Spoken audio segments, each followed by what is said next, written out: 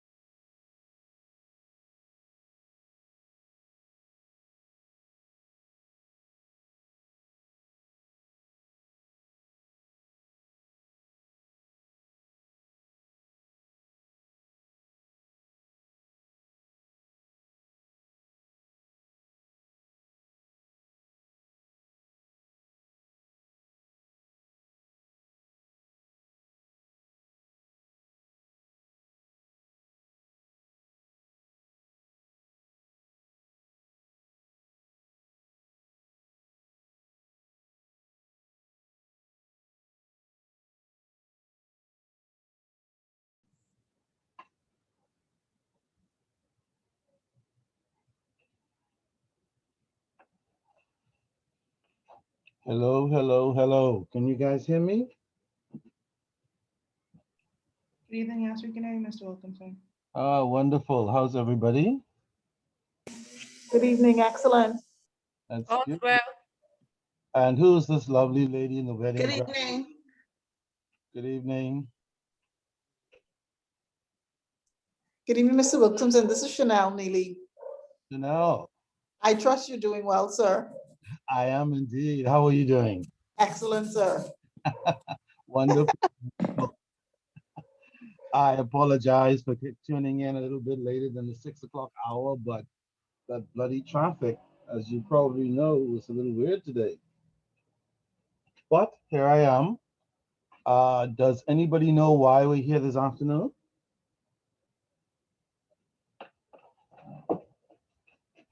Should be review prep for the assignment.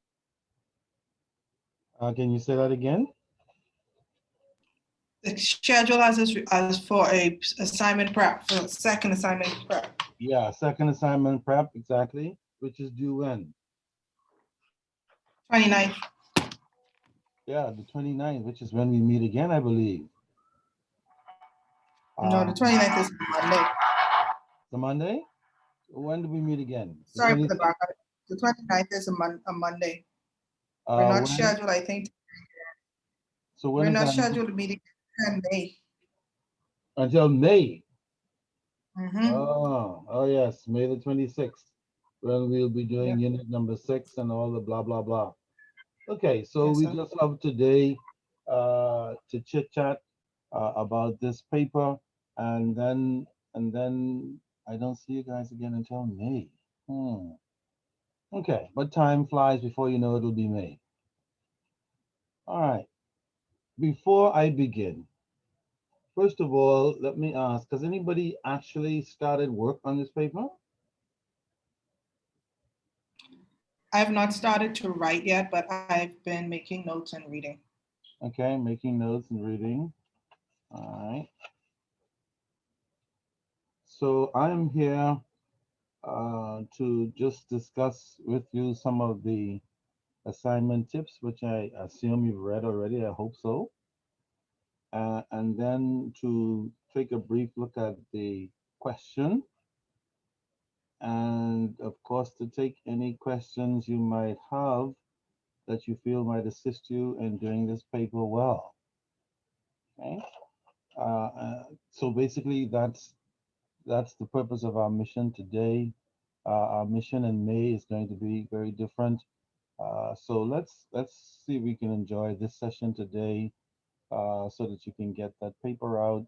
Um, has anybody done anything other than make notes? You haven't. Nobody's finished. No. No, Kandira, you finished? no, just making notes and started outline.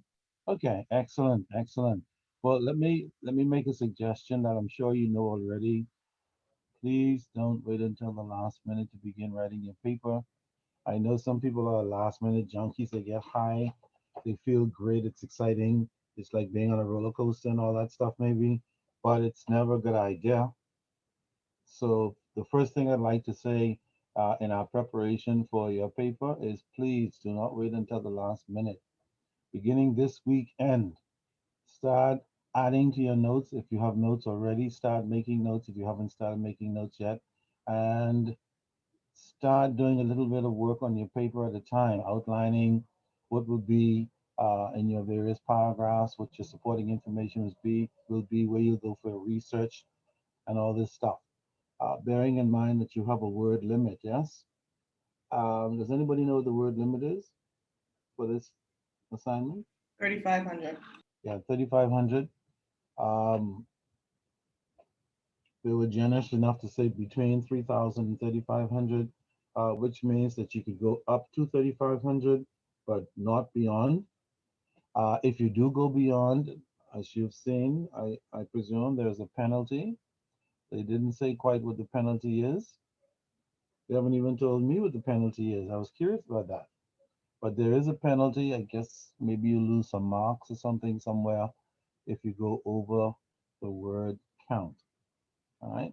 So I would suggest in that regard that when you are writing your paper, you determine how many typewritten words you can get on one paper and do your arithmetic divided by 3,500 words and see how many papers that would be roughly. And we know that one typewritten page represents 200 pages, so you can kind of gauge what you're doing in that fashion so that when you're done, you don't have to go back and take out too many paragraphs because you're well over 3,500. The other thing you need to please keep in mind, students make the mistake all the time. They think if they write 2,000 words and since it's not over 3,500, it's okay. It's not okay, especially with the bloody Brits, I call them. They like details.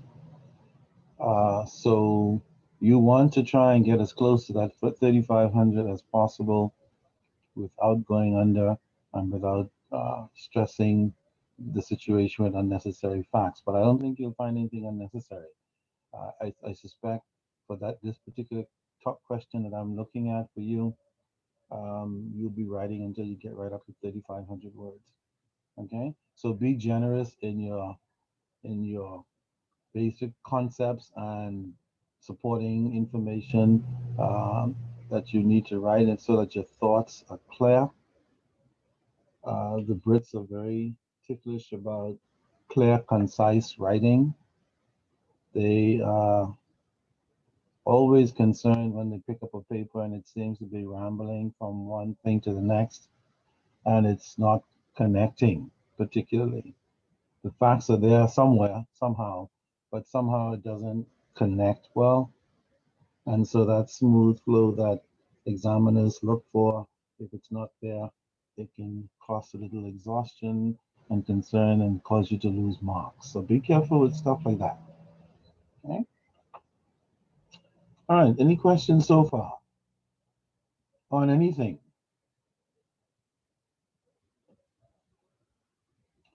All right, does everybody have a copy of the assignment?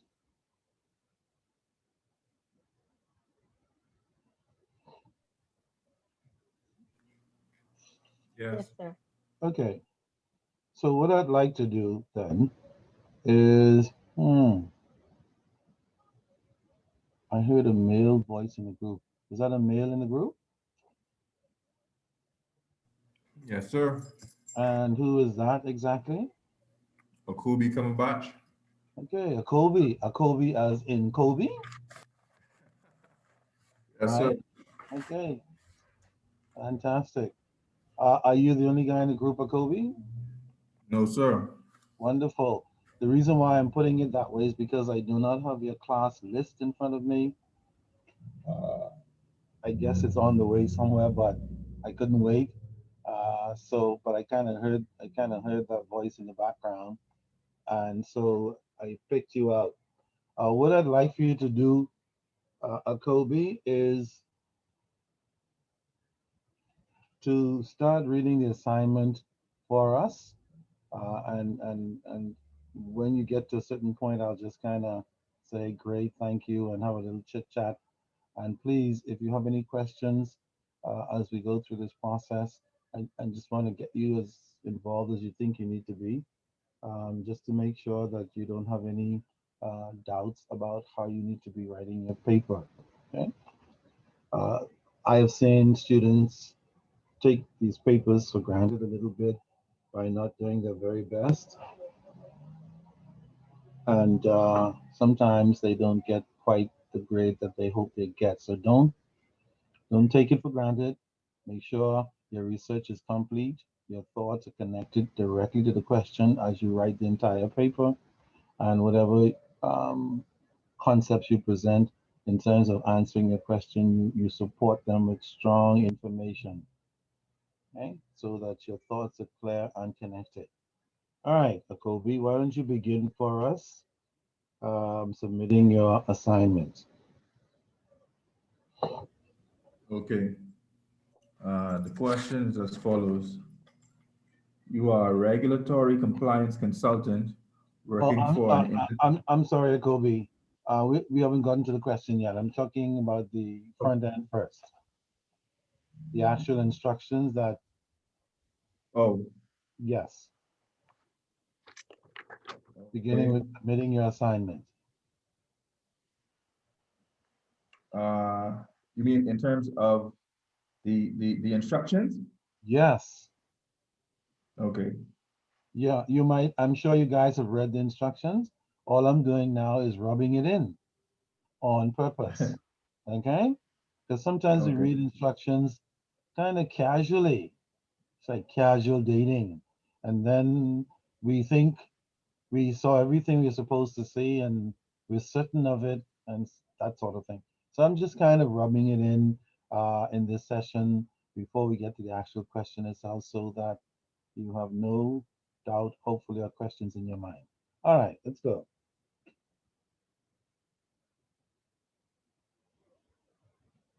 You can begin. So you're starting from the submitting your assignment? Yes. Okay. Mhm. All right. Submitting your assignment. Please, please collate your assignment as a single document in a Microsoft Word format. Before you go on, Kobe, does anybody know what collate means?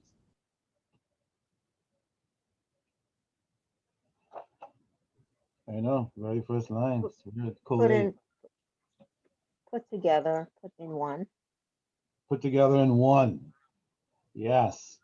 I know it seems like, of course, we know what collate means, perhaps, but I'll tell you, I'm sure you guys have written some examinations, many before in your lifetime, where a single word in an examination can be the difference between right and wrong or how you interpret an entire paper. Doesn't apply to this collate in this particular sentence, but I'm just saying so that you're very careful as you read this stuff and set out to write your paper. I've seen students who were supposed to be answering a certain kind of question but went out on the far end, the deepest end of the ocean, thinking that they were answering the question. And at the end of the day, just wandered off into somewhere because they didn't keep their thoughts together in terms of the context. Okay, so be careful with that. Okay, keep going, Kobe. Two, save the assignment as your candidate ID number. Okay, I'm sure everybody understands that. I hope. Three, all marking is anonymous, which means your name should not appear on your work. Which means that when you submit your work, don't accidentally put your name on the paper. Is that possible? Can you accidentally put your name on the paper? Mm, Sure, you can. Or some people can deliberately put their names on the paper, either because they didn't see question three, or they saw it and pretended they didn't see it, and they're going to put their name on it anyway for some reason. Don't do that. Okay, keep going. Four, you must state the region/jurisdiction in which you are working in the header of each page. Now, folks, simple as it seems, sometimes we miss it. Okay, I gave an examination not too long ago in my corporate governance class, and I had 2 or 3 students who actually left out up to 3 questions and didn't realize it in the examination until they got the results back. And their thing was, but how come I missed this? And the truth of the matter is, we do miss stuff. So be careful. All right. The instruction is clear, but sometimes we might just put it on the first page, but it doesn't say the first page. It says every single one. Okay. So be careful with stuff like that. Do they take off points if you don't do it? I'm not sure. It's possible. The point is, you don't want to leave anything open to question or doubt or speculation. Okay? Make sure when your paper is submitted, all of these things are done. All right. When you finish your final draft and reread it, and somebody's read it and you've reread it again, which brings me to another point. Uh, Grammar, spelling, sentence structure. Examiners, in particular, Brits, I'm not saying other examiners are not like that, but they're famous for being a little ticklish about things like that. Proper grammar, at least to the best of your ability. Punctuation, proper spelling, proper sentences, sentences that do not go on forever and ever, no commas, no full stop, never to end, sort of thing. Be careful with things like that. Make sure when you've done your paper, you go back and read it to make sure that those things are done. And you're probably thinking, this is not for my PhD. I agree, it's not. However, since you have to mess with this, it's better to make sure you cover all bases. Don't leave anything to chance. That way you can secure potentially the best possible grade. And of course, that should be your objective. Okay? All right, keep going. 5, you must ensure that all your work is properly referenced. Does everybody understand that?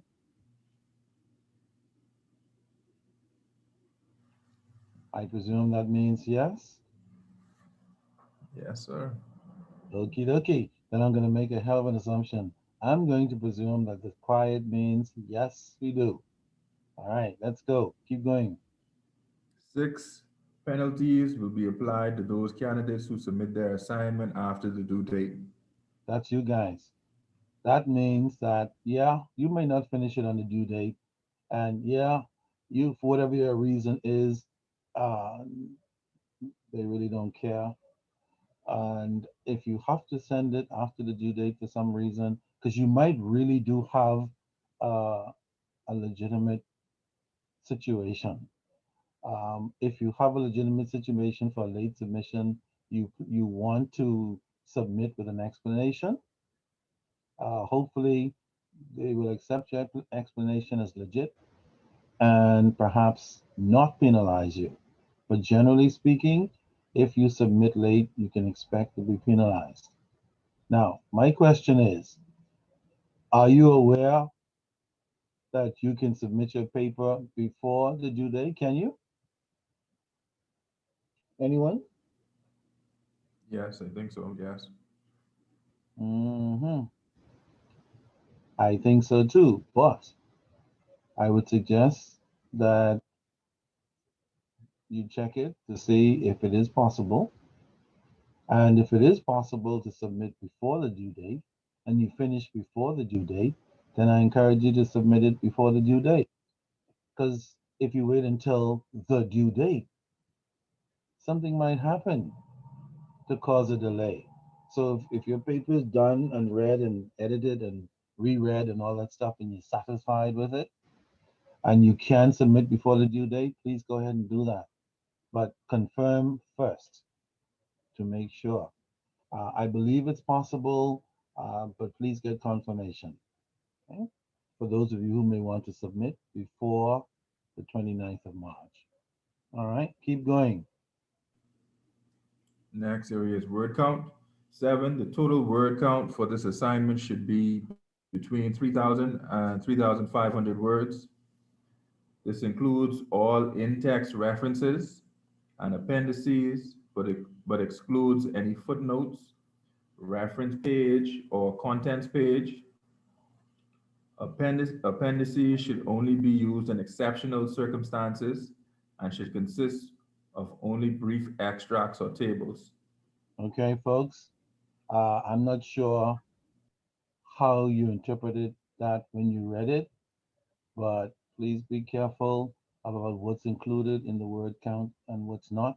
They are obviously discouraging appendices because sometimes when students write a paper, they like to attach a whole bunch of appendices to it to quote unquote support their position. And under normal conditions, that's okay. And even for this paper, that's okay, but not okay. So if you decide to do some appendices for some reason, make sure they're short and sweet. That's the point. Do not put in any stuff so that it looks flowery and sophisticated and whatever else they might read into that. Okay. They're not encouraging you to do a whole lot of appendices for this particular type of paper. Okay. So if you have to do it, make sure it's relevant. It's very important to what you're writing. I can really give some meat to it. So when you say appendices one and they go there, like, yes. Okay. We agree that that's the amount of money laundering that's going on globally, or whatever the case might be, in particular jurisdiction, whatever the case might be. All right. So other than that kind of appendix, please don't just put them there to kind of make up the whatever we're trying to make up, depending on who we are. All right. Please take note of what will be counted in the 3,500 because you don't want to put in stuff that's not really relevant or substantive to your response, taking up valuable words that you might need for other things you need to say. Okay, so be very careful with that stuff. Students make the mistake all the time of getting caught in the web of number 7, either because they don't understand it, they thought they understood it, they over understood it, they under understood it, or whatever the case might be. So be very careful. All right, and then finally, Akobe. And penalties will be applied for excessive overall word count.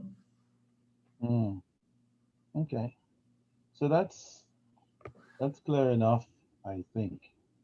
All right, so be careful with each and every one of those. I know some of them seem simple, redundant. I've read it already. We're doing it again today, and then you should look at it again before you're done.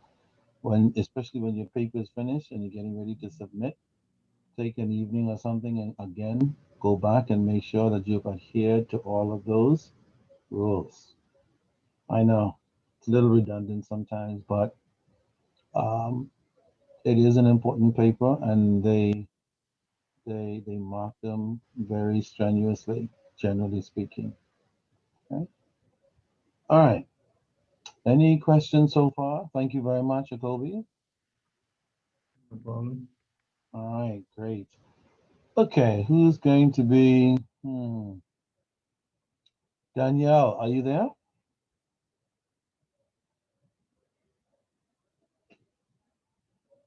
I'm here, Yes, but sir, I am. okay. I'm sorry. I know I just pulled the rabbit out of a hat, but that's okay. No problem. Um, can you pick it up for us? Academic malpractice. The other thing that I really want you to take care of because there have been some reviews for students of actually been doing this big time cut and paste thing, thinking that they were going to get away with stuff. They would go to the ICA manual and pull out chunks of information and paste it into their papers thing or some other source and paste it into their papers thinking, they're not going to know they have so many bloody papers to mark. How are they going to find out whether or not I am cutting and pasting and whether or not I am plagiarizing something? All right. So let's have a look at this one more time, just as a reminder. I'm assuming that everybody has read it already, but let's look at it one more time. Okay, Danielle. ICA requires pla- ICA regards plagiarism and other forms of academic malpractice, such as collusion and fabrication, as serious academic offenses. Now, before you go on, Danielle, let us do something that you may not have done when you read this thing, students. Let us do this. Let us dissect that sentence for a moment before we go on. Because normally when we're reading instructions, we don't dissect anything. We're just happy to be finished reading it so we can get on to the next thing. But let's dissect it for a moment while we have the luxury of having this session. First of all, what is the meaning of plagiarism? Anyone? What is the meaning of plagiarism? I don't mind if you Google it.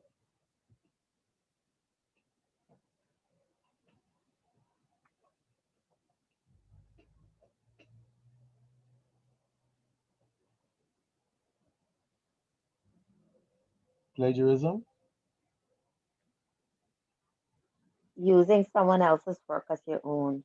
Yes. Using somebody else's work as your own. Now, we had an interesting example of plagiarism in the Bahamas some years ago that involved our current president of the university, Bahamas. It's public knowledge, so I don't think there's any threat of me being sued. It's a good example. Somebody had accused him of plagiarizing a portion of a presentation that he made without giving due credit to the writer of that piece that he used in his presentation. Uh, the problem with what happened is not that he used it. The problem was he did not give, sorry? Yeah, the problem is not that he didn't use, that he used it, but rather he did not give credit to the writer of that particular piece. Okay, he presented it to his audience as his own. And so, as students preparing this paper or any other paper, you really don't want to get caught up in that. I know this doesn't apply to any of students in this group, but you'd be surprised to know how many students attempt to do this in and around the world, including the Bahamas. Okay, so every time we have these sessions, we have to remind our students when they're getting into writing papers, please stay away from plagiarism. Please stay away from plagiarism. Uh, what do we mean by academic malpractice? What is that? As if plagiarism wasn't enough. Why didn't it just stop at plagiarism? They went on and academic malpractice. What do they mean? Anyone? Make a guess.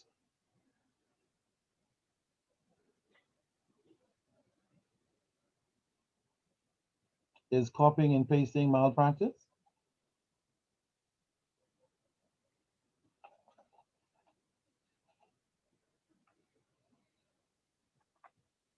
Anyone? Is copying and pasting malpractice, academic malpractice? Not if it's referenced.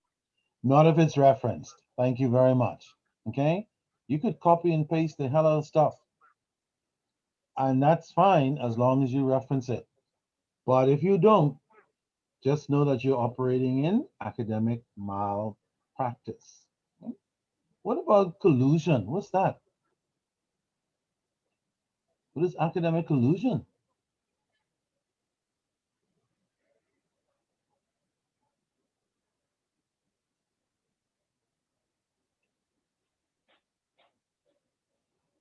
Ever seen that before anywhere? Because if you don't know what it is, potentially you may not know when you're doing it, but they will know. Somebody make a wild and crazy guess.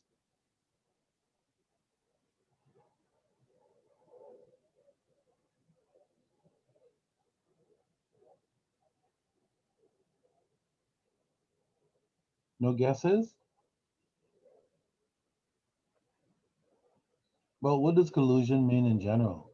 When people collude, what do they do? Acting together. Yeah, they're acting together to usually to do something that is unacceptable, wrong, evil, or criminal.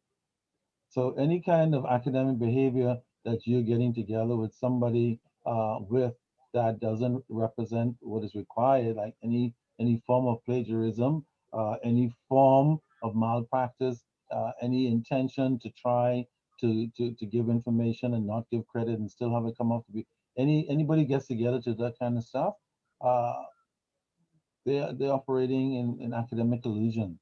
And so any of these things, believe it or not, examiners are looking for these things. And many experienced examiners have this way. They don't always know 100%, but they can oftentimes tell based on the structure of the information, based on what you wrote earlier compared to what they see later, that there's some inconsistency somewhere in the writing. And so might drive them to do further checking and so on. Whatever methodology that is used, uh, they have ways of picking it up. And whenever they do, this is why sometimes students who write their papers thinking this is a great paper and then they don't get what they thought they should have gotten, it may be because of some other issues. Okay? So please, whatever you do, stay away from that kind of stuff. All right? Keep going, Danielle. When submitting your assignment to ICA, you have responsibility for ensuring that it is entirely your own work, except where you have given fully documented references to the work of others. Hmm. The material contained in your assignment has not previously been submitted for assessment in any formal course of study. Okay, I think that's clear enough. Don't go and dust off that old piece you did somewhere else and then submit it and say this is a current new piece of work, um, or even somebody else's work. That would certainly be malpractice. Okay, so none of that stuff. And the reason why these things are here is because students do this stuff. Not you guys, but students do it. All right? Okay, keep going. All assignments are screened using Turnitin detection software that checks for passages found elsewhere on the internet, in books and journals, or in work previously submitted. So yeah, they have this thing going on. All right? So you don't get caught up in that. Keep going. ICA has issued guidelines on academic malpractice to help clarify for you what will be considered as constituting such offenses and to indicate the nature of the penalties that may be imposed when they occur. Further advice on all aspects of assignment writing and submission is available in the ICA Assessment Handbook. Thank you very much, Danielle. Has anybody seen those guidelines on how they manage these kinds of malpractices and the kinds of penalties? Has anybody seen that? Yes. Okay. If you have not seen it and read it, before you begin your paper formally, I suggest you go into the guidelines, wherever that information is, and read it through. Okay? Just make sure that you don't fall prey. All right. So we turn over then to the second page. We see at the top, they tell us that the question can be answered, can be, in relation to a jurisdiction with which you are familiar. It didn't say it must be, but it's suggesting that if you're in a particular jurisdiction and you want to relate the answer to the question to that jurisdiction because you're familiar with it, feel free to do that. If you don't want to use a jurisdiction that you're familiar with, you may use another one. Okay, so the word can there is very important. Okay, also, and I'm sure you guys have seen this, but students have missed it. The name of the jurisdiction you have selected should be clearly stated in your answer. Okay, so you can put it at the beginning, somewhere in the middle, or at the end. Um, you decide which is best for you based on your response. But it must be clearly stated. I suspect that means if it's not clearly stated, you could lose credit. And you certainly don't want to lose valuable points for something like that. All right. Okay. So let's get to the question then. Um, hmm, I'm looking for more volunteers. Kendira, are you there?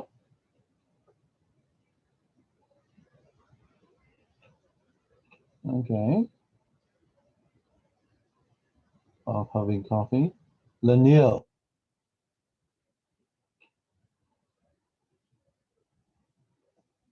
Lanil?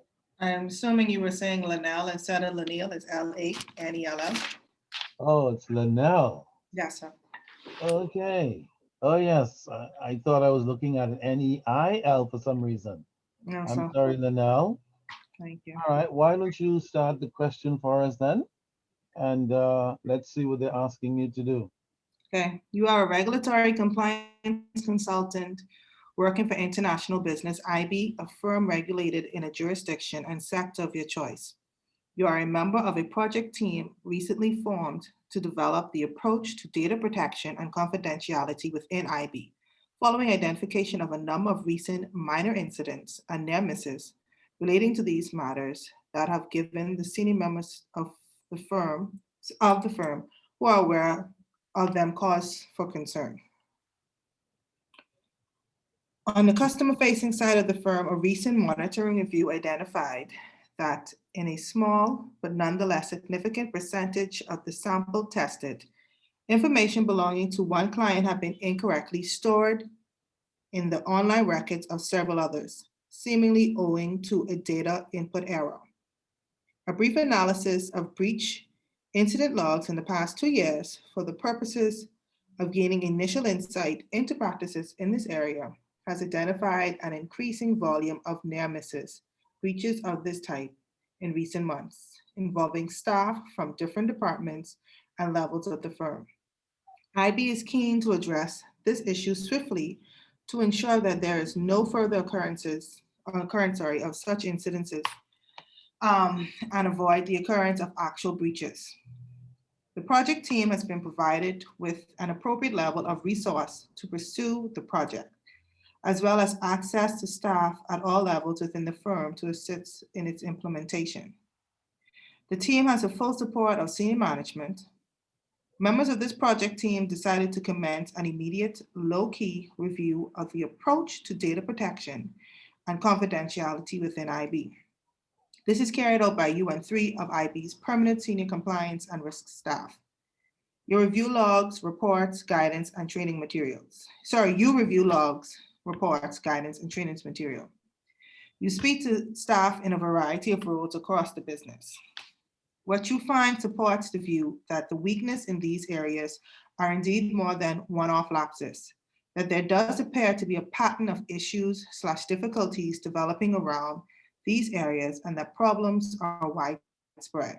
Specifically, staff appear unclear on requirements and what is expected of them. You note in particular that incidents have increased in frequency since the installation of a new record-keeping system in certain parts of the business and also following a shift to a paperless management approach several months ago, when all management and senior staff were provided with updated technology, including new phones and laptops. The challenges presented by this appear to have increased even further following the decision to increase the number of staff working from home. In light of these findings, you believe urgent action is required. You schedule a meeting with the head of risk to discuss your findings and recommendations for action before presenting those formally to the board. Taking into account all that has been said in the above scenario, prepare a report for distribution at the meeting to act as a basis for the discussions. The report should include a brief summary of your findings and explain why these findings represent a risk for IB if they continue. However, the report should predominantly focus on recommendations for action, supported by a plan of this action to ensure that the risk arising from weaknesses in data protection and confidentiality are addressed both in the immediate and long term. Wow, thank you very much, Lanel. I'm not writing this paper, but I hope that you realize that the question is a loaded question. All right, so please be careful in preparing your response. You have the background. You can see that there are quite a number of weaknesses within the IB that the consultant has to deal with. That's you. And at the end of the day, you are asked to present a specific type of report, and you are given the focus that the report should take, which means that each time you're responding to the requirements of what you're expected to produce for presentation to the board, you must keep in mind all of the kinds of problems that exist within this company. All right, so before we um, kind of roll out the edges on this, can somebody say what are some of the risks based on this question? What are some of the risks and problems that you will be talking about and highlighting and making recommendations on? Anybody has any notes on what they've done already?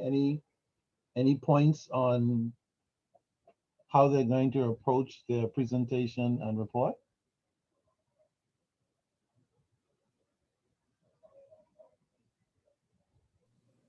I think that one of the first issues involved in this is breach of confidentiality. Yeah, a breach of confidentiality, absolutely. Which means that your your report, and this is why it's important to pick out the key problems, because the key problems will lead you to the ICA and other material with regards to the problems that you highlight. For example, in this case, there is a confidentiality problem. So your research should go into what's the research on confidentiality issues? What does confidentiality mean and require? What kinds of recommendations are out there in the world are made for confidentiality breaches? You follow? And so that's kind of how you build your report that will be presented to the board, which of course is your answer to your question for this particular assignment.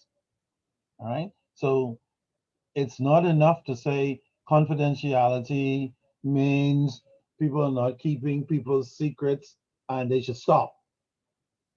And then you go on to the next idea. That little piece you said is true, but in terms of addressing, defining, and highlighting the issues of conflict and how to avoid breaches, that's a whole other set of research that you have to find and then present in its summary form so that at the end of the day you cover all the key stuff on confidentiality without writing a book because you only have 3,500 words. Okay. All right. Great point. Confidentiality is a key problem. What other problems are in this company that you need to address?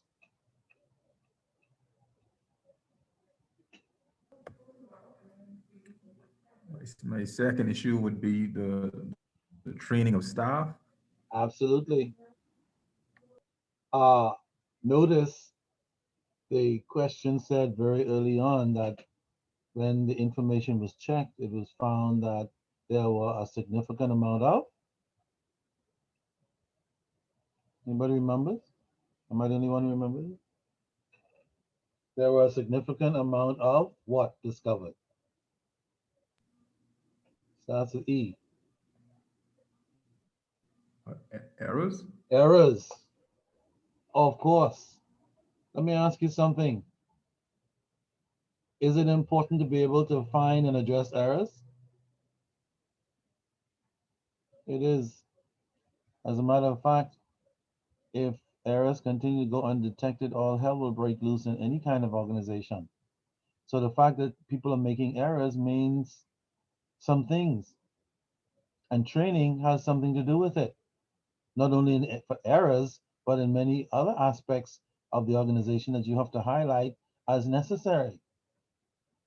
Okay, but certainly a lack of training is a fundamental reason why employees make errors. That's not the only reason, but you have to highlight as many of them as are applicable.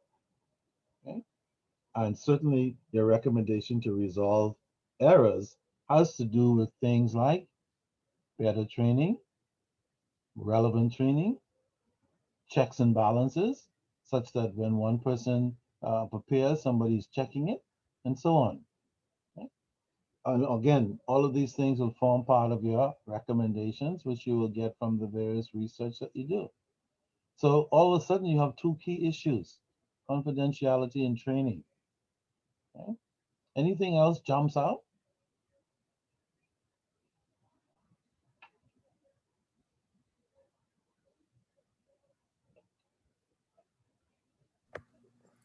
I encourage you. Yes. Take a stab at maybe possibly a third issue, Which is, uh, maybe the failure of systems and controls. of course, another big problem in firms every day, including the one you work for. When I say you, I mean the student body here. You'll be surprised to know how many control failures are occurring every day in your own organization. All right. And if you recognize control failures in this question, then you must say what they are. You must say what represents the controls as you see them.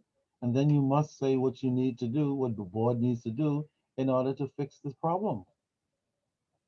That's what that last paragraph is actually asking you to do for all the problems in this company. You are the consultant. You are the person they brought in to fix the problem.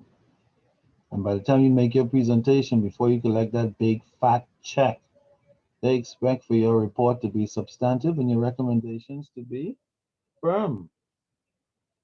All right. So yeah, we have three strong cases to make already. Three very, very important points. Okay. Remember also when you're making these points and make sure they are in the question. Don't make up anything just to add to stuff unless you're adding information to support what you've already highlighted in your question. Anything else to be concerned about as a consultant? Anything else went on in this company that you need to include?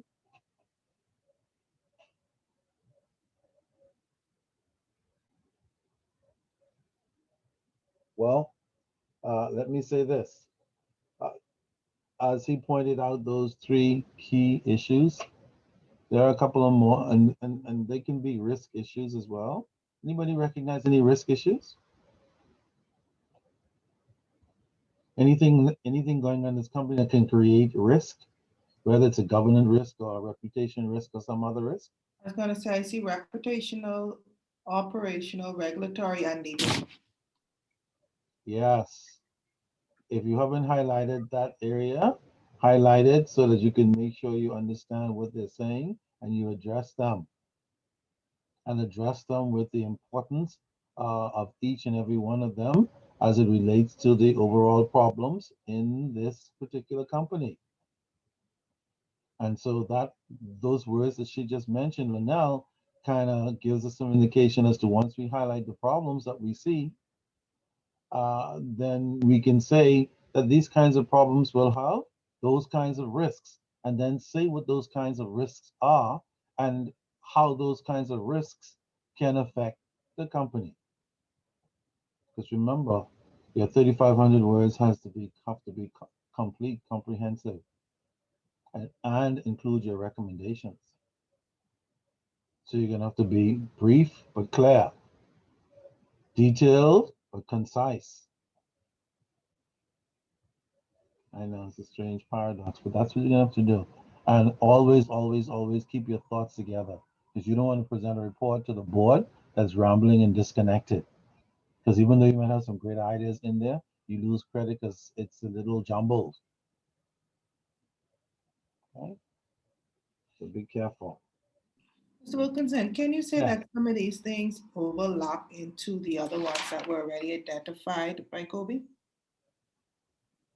Yeah, some of them overlap. And of course, where you see an overlap, you kind of smooth it and just make sure you address each and every one of them as you interpret it as the problem. Remember, uh, every student should be recognizing most of the similar problems, but some persons are going to identify things that other persons will not recognize as an issue. Okay, but that's just a matter of interpretation. Okay, so I encourage each and every one of you, as you seek to recognize and interpret the problems you see, you just try to do that in as detailed a manner as you can, so that when you start addressing them and making recommendations, you're clear and you can connect them to the question, the problem in the question. Okay? Remember, you're required to do a presentation, so it has to be a formal kind of response to the board. All right, any questions so far on any of the things we mentioned?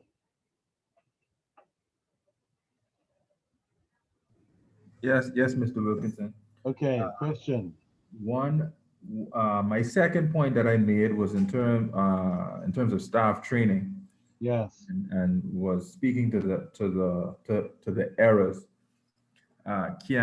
Well, would it be based on the question? It says that one of the issues was due to data input error, which points to staff. And in another paragraph, it says that the staff are unclear on requirements, on what is expected of them. Yes. Uh, would the training that the staff needs, uh, would that, I guess whoever's doing the training, I don't know if that's HR or whoever, in terms of letting them know what their, well, it wouldn't be HR, what their, I guess, job description is. Do we use those as, I guess, supporting points for that particular point of the staff training? You might want to refer to it briefly, but the most important part of your um, document in terms of what you're presenting to the board will be what you said earlier. First of all, that errors contributed significantly to the outcome and the problems, and secondly, that it was determined that a lot of the errors that were made were not just carelessness, so to speak, but obviously a lack of training, which of course in your recommendations, once you've highlighted those issues, your recommendation will obviously be that management must consider conducting training exercises so that the persons responsible for these inputs, etc., are completely knowledgeable about what they're doing and what is required of them in order to reduce or eliminate the errors that are being made. And that, of course, the recommendation there would be better and more consistent training until staff are actually ready to do that correctly. Okay? There's a lot of problems organizations have even today as you speak in your own organization. People make mistakes, they don't do things well, they bumble stuff and so on from time to time because either no training or inadequate training.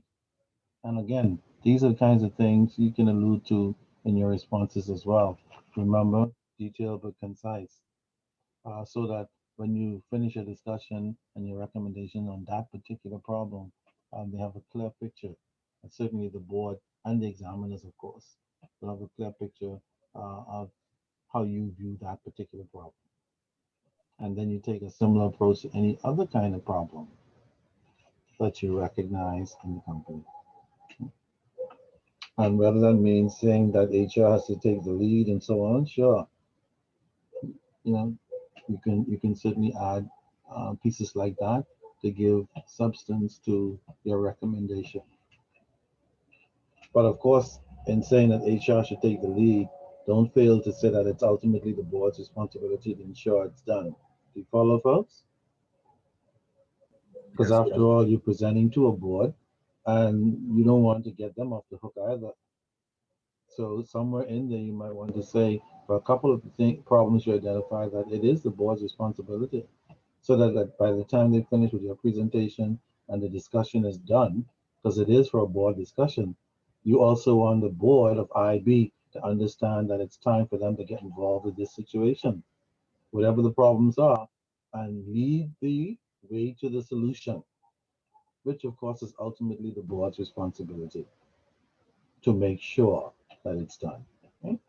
That's why your report is being presented to the board, not to senior management, not to middle management, certainly not to employees or anybody else, because the board is ultimately responsible for the results, even though the rest of the organization will carry out the work. Okay? So that's a good point there. Notice this report should include a brief summary of your findings. See that? And the reason why we say brief is because some people have some funny summaries. They go on and on and on and on. Okay? When you're writing summaries, please just try to include the main points. But write it in such a way that it reads smoothly. Just don't ramble with too many details in the summary, because otherwise it no longer becomes a summary and it's no longer brief. Okay? So please include your report should include a brief summary of your findings and explain why these findings represent a risk to the IB if they continue. So that summary is probably for you guys a kind of executive summary. Ever heard that those words? Like for example, if you're reading a report, uh, short, medium, or long, oftentimes the report has an executive summary that says overall what's in the report, and then we go on to talk about the details. Okay, so you're being asked to do that, and in this summary, you're being asked to highlight the problems because the rest of what you write, um, the board, and in this case, your examiners, will be expecting you to expand on the problems, the risks, and the solutions and recommendations. Mr. Wilkinson, Yes, I have a question. yes.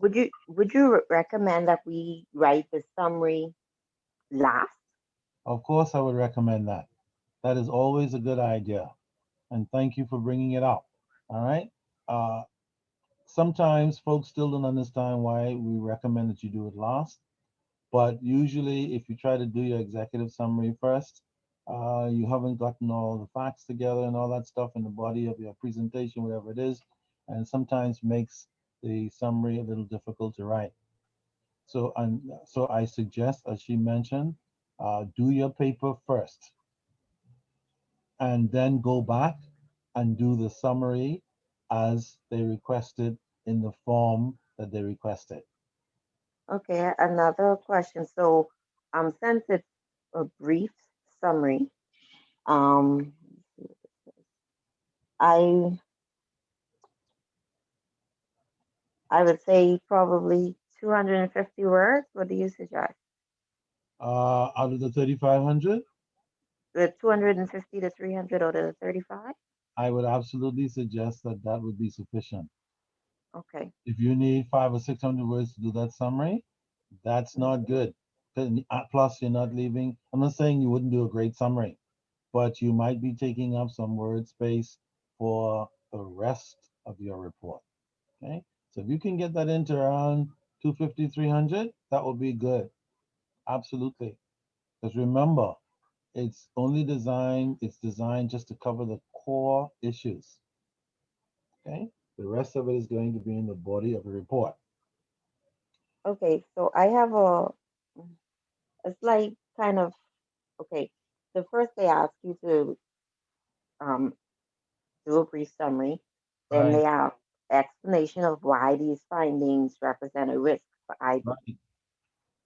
So you just in the explanation you taking the findings and breaking it down a bit, or Yes, yeah, kind of like that. So they, by the question, they're kind of telling you what to do. First of all, you need to find the findings, like we were talking about confidentiality, training and so on. Find the problems, list them, know what they are. Once you find the problems or the findings that are out of whack, whatever they might be, then yes, you go ahead and expand on those findings. Absolutely. By whatever research means that you have available, whether it's your ICA text or the Google or otherwise. Um, Go in and find information connected to those findings and then build them into the findings. Of course, keeping it brief but concise and concise. Detailed but concise, a paradox. Okay? Which means that you just want to focus on making statements that substantially support each and every one of the findings that you have. Okay? And that's a good question because sometimes students get confuddled trying to do that. Right? So just be careful. Make sure you identify the problems and then go out and do your research in terms of how to deal with those problems. And then out of that, then some additional research in terms of what a person's doing out there in terms of recommendations. Of course, some of the recommendations can be your own that you made up from scratch. But if you can find information about recommendations made by other persons for similar situations, as long as it's in your own words and your own thoughts, you may use some of those as part of your recommendations. Just don't copy and paste or plagiarize anything and then say these are mine. Don't do that. Some very good points. All right, very core stuff to remember as you are preparing to complete this paper. Okay? I'm happy you raised them. Students make those mistakes all the time. And then there's a big fat however at the bottom in the last paragraph. However, yes, do the summary. However, the report should see, what's the next word after should? Anyone?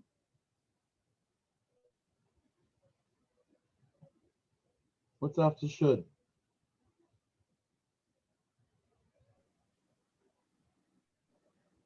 Predominantly. Yeah, predominantly, which means Mainly, mainly. Yeah, mainly. All right. But even if you want to be more emphatic about it, predominantly comes from the word dominant, correct? And what does dominant mean? If somebody or something is dominant, what does it mean?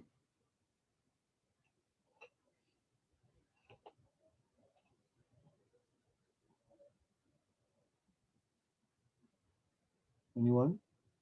If you're a dominant person, what kind of person are you?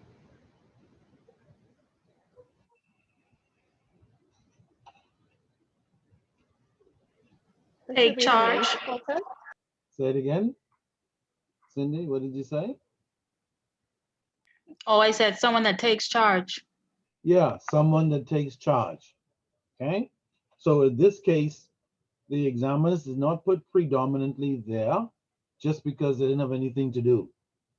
That's really the point I want to make. Words are a crazy thing. They are much more than you still think they are, even at this stage of your life. Words. They mean things and they're designed to drive things a certain way. And sometimes students don't do as well as they could because sometimes they underestimate, ignore, are not aware of the power and intent of certain words. So in this case, predominantly means that even though you're doing your summary with all the blah, blah, blah, something else should take control of your paper, your recommendations, and your presentation to the board. That's really the point. And they tell you what that should be, so you have no doubt. What in your paper should dominate it? Well, focus on recommendations for action. So we spend a lot of time identifying this stuff and then trying to break it down and then a little itsy bitsy thing on recommendations. Then you are not focusing and therefore you are ignoring the word predominant. And you might do that at your peril if you do. Yes, do the summary. Yes, identify the problems. Yes, deal with how the problems can be resolved. But don't fail to focus on the recommendations for action. In other words, a good part of your paper should be talking about the recommendations for each of the kinds of problems that you find to resolve the problems, the issues. That's really what we're saying here. Supported by a plan of this action. So now, not only do you have to come up with the recommendations, but you need a plan of action to be included in your report. Students make the mistake all the time. They just write stuff up, they identify the problems, they build on it, and they make one or two itsy bitsy recommendations, and that's it. So they don't let recommendations predominate, and they don't even deal with the issue of the plan of action. Because they're like, man, what plan of action? Why am I have to do that? Well, like I said, the paper is a little more than you may have thought. The summary is the sweet part of the paper, the honeymoon side. The recommendation is getting into all the blah, blah, blah. And then the plan of action, which must be done. Must be done. Okay? Mr. Wilkinson, the plan of action is stating like the time frame for when these things should be completed. Of course, among other things. Absolutely. What else should be included in the plan of action? Well, what is the plan of action? Let's say, for example, you're going to the theater that they open again, where you go in that place to put your feet up in those comfortable chairs. Has anybody been there? I'm the only one who's been there. Sorry, where's that? The theater where you go out west and put up your feet in those big comfortable chairs, and they serve you wine and caviar and all that. Oh, You're the Fusion. only one Okay. flowing Yeah. like that. Fusion. Yeah, Fusion, fusion. yeah, I've been there. Yeah, yeah. So you've been upstairs in that, like, the couple section, Yeah. alone or with someone? No, It was a date. I know. I was hoping you'd say that. I'm just being the devil's advocate. My wife loves to go there. She says, when are we going to Fusion again? And she loves to go there because she likes to kick back in the chair, put her feet up, and then order expensive stuff and tell them he's paying. So she loves that stuff. So I say all that to say this. If you were planning to go to Fusion, what would be your action plan? Would you just say, I'm at Fusion, thank God? What would be your action plan? Anyone? I guess you You gotta have plan you have to to pay book your for ticket. tickets. You have to Book your choose Yeah, a tickets. date. you have to pay for tickets. Well, first you need a date because you can't go You there need to alone. choose the date. Yeah, find a date first. You can't go in Yeah. the title section alone with an empty chair. That doesn't work. Okay, so find a date. Yeah, purchase the tickets. Set the time you want to go. Correct? What else? Are you there yet with this plan? No? How are you gonna get there, I guess? Yeah, how are you going to get there? Jitney, car, plane, or train? Walk. This is what action planning is all about. Are you there yet? Are you in the chair yet? What are you gonna eat? Yeah, what are you going to eat Eat and drink? and drink? How are you going to get to the chair or chairs, the seats? But did you plan what you were going to wear? Yeah, see, there we go. We have to go back now. What are we going to wear? Are we going to wear shorts, pantsuit, dress formally, hardly nothing, whatever? What are we going to wear? See, so you have to go back in the plan now. And so what am I saying? When you make your planning recommendations for the different problems you have to set it up in such a way that you are actually outlining the steps that are necessary to resolve the problems that you identified. Now, if you're not familiar with the steps and so on for a particular kind of problem, that's where you have to research again. That's why I told you, don't wait until the last week or night. You will be in big trouble if you want to answer this question appropriately. Okay, start early so you can mess with all this, especially when you get to the plan of action, because you're going to scribble down all kinds of crappy stuff at first for your initial plan of action for each problem you identify. Okay, so they need training. As a result of that, I recommend my plan of action is that HR gets together and meet with those persons who have been making the errors and arrange for the planning schedule for them, whether it's going to be by Zoom or otherwise. And then when the training is over, then somebody must oversee the training process to make sure that the persons who participated are carrying out the training exercise, the work as was done in the training, and that they're making progress, and that the errors are in fact reducing, which means that the training has been effective. See, your action plan should include most of that crap somewhere, because you have to come up with a plan of action for each problem you found to ensure that the risks arising from the weaknesses in data protection that you find and confidentiality are addressed both in the immediate and longer term. So not only do you need to come up with a plan, it has to be in the short term, medium term, and long term. How are you going to figure out what is short, medium? Research. See, that's my point. But even as you do these things, you can't write every single thing you find because you will run out of words. You have to be detailed yet concise, that paradox. And they even gave you a hint in terms of the risks you should be looking for. What are the two types of risks that you should be looking for according to this question? It's in the very last paragraph. There may be others, but Data they protection, focus, yeah, data protection and confidentiality. confidentiality. So a whole lot of what you should be talking about should be circling around those two issues. You know, we have the Data Protection Act, Confidentiality Act, what they mean, what they're all about, what they're designed to do, and so on. And you need to be talking about all these things. And if you recognize any other kinds of risk other than data protection and confidentiality, you should highlight them to a lesser extent. So, All right. Mr. Wilkinson, sorry, yeah. can you just repeat that, what you said again? My, sorry, Wi-Fi just dipped, so I didn't get to hear. You said those two things, please? Okay, Chanel, you took a great risk. Like, can you remember? Okay, I'll see if I remember what I said. Okay, Chanel, we were saying in that last paragraph, notice in the last sentence where we were talking about your plan of action, we were given two hints about two of the key risks that must be in everything you're talking about. Your risk identification, risk resolution, action plan, two things that must be in all of that. The first one is data protection, and the second one is confidentiality.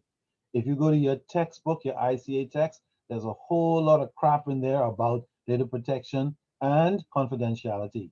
Use that material to the hilt. You can't use it verbatim because it's too much information. You have to read through it and just pull out the key important stuff to build your plan and your recommendations. That's how it works. And then outside of your text, go online and see if there's anything else online other than what's in your text, and build your action plan and your recommendations based on what you find. Okay, but now you know you're dealing with two key areas of data protection, confidentiality.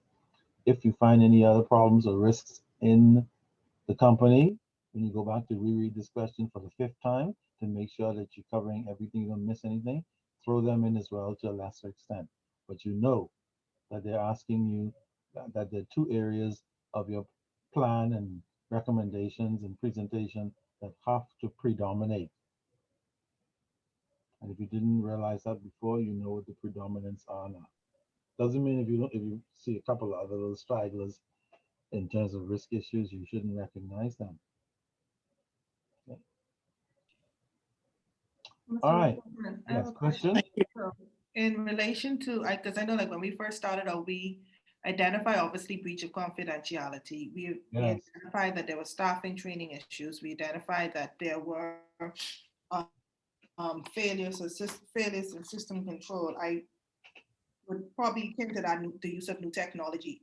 So my question is, in terms of training, I know we say training because there were errors in inputs and staff not knowing what their job descriptions were.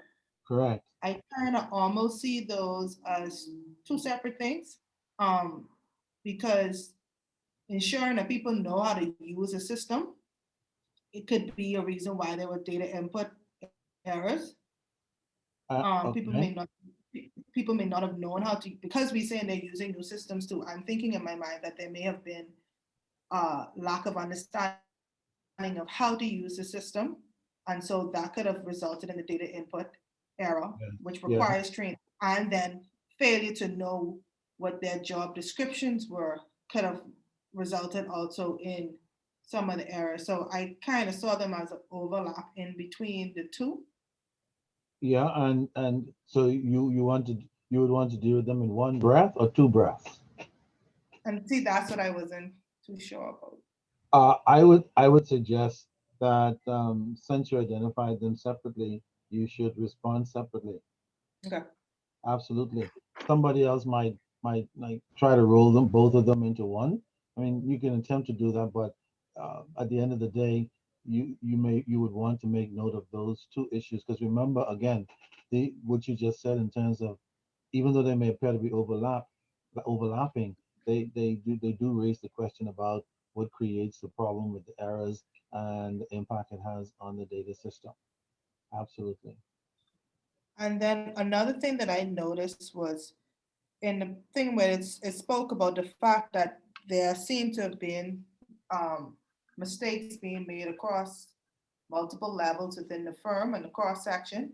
Yeah. So I saw that as an issue as well as to say that could be a spin-off of training as well or collaborations between the different departments where they're working in silos.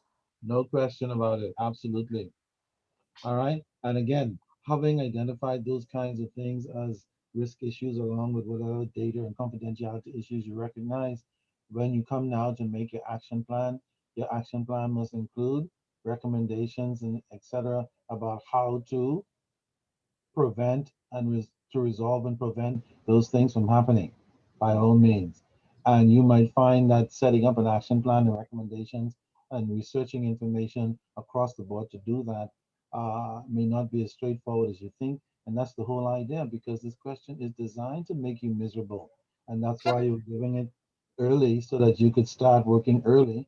The only problem is students get busy with other stuff and still end up starting late.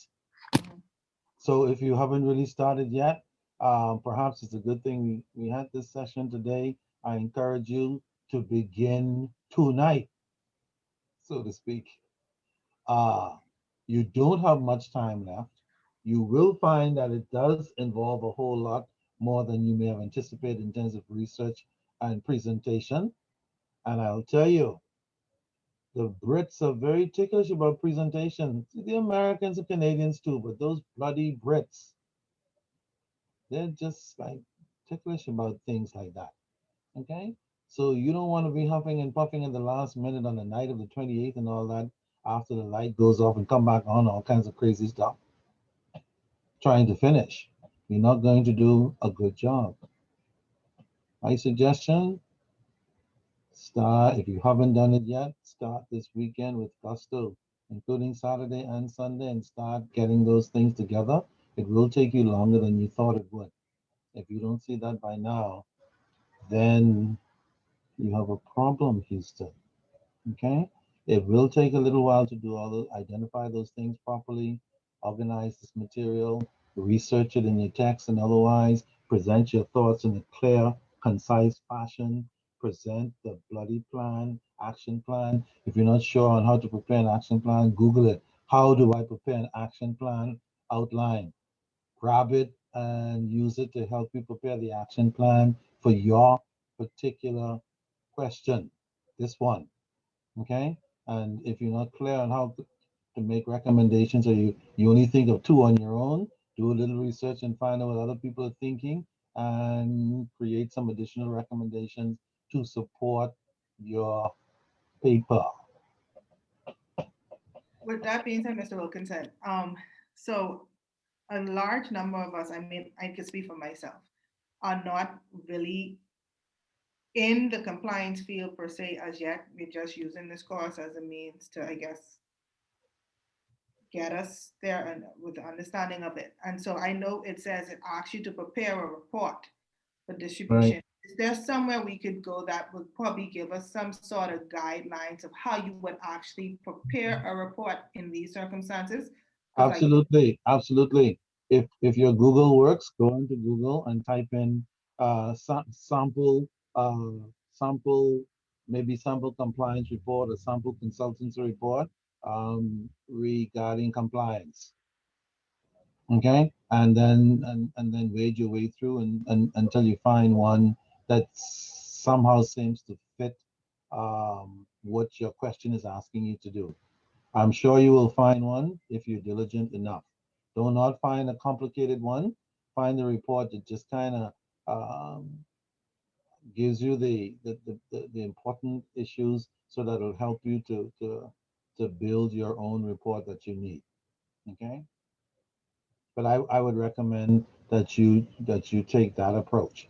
There are a host of sample compliance and consulting reports with regards to compliance. And if you want to, you can extend the search by saying something like provide a sample report with action plans and recommendations, and then hunt.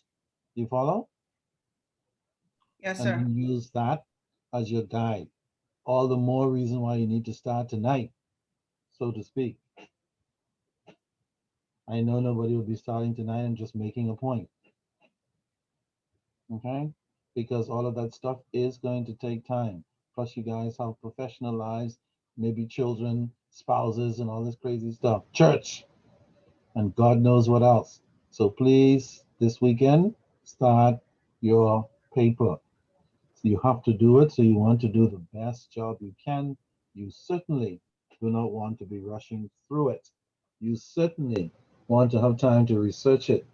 You certainly want to have time to edit it and make sure that it is what it's supposed to be. Okay? Now, let me say this. We don't meet again until May. Um, but let me give you guys my my email address so that if during this month while you're writing your paper, you do have a question that you'd like to ask me, you please feel free to send me an email with the question, whatever it might be with regards to this question that you're doing, and I'll be happy to respond the best that I can to your particular concern. Okay? Does everybody have something to write with? Go Okay, ahead. great. My email address is S as in Samuel, J as in Jack, H as in Henry, Wilkinson, WILKINSON at hotmail.com. Okay, so feel free if you have a question or concern while you're in the thick of this madness. Now, if you send me an email and say, Mr. Wilson, could you please do the paper for me? You'll be my bestest friend forever. I'll have to politely say I'd love to do it, but I wouldn't be helping you if I do. But anything other than that, please feel free to send me an email, and I'll be happy to respond to any questions or concerns that you might have that might help you get through this madness. Okay? All right. Any other questions? Anyone? Fantastic. You guys have been great. I'm so happy that you took the opportunity to raise those very important questions about this paper.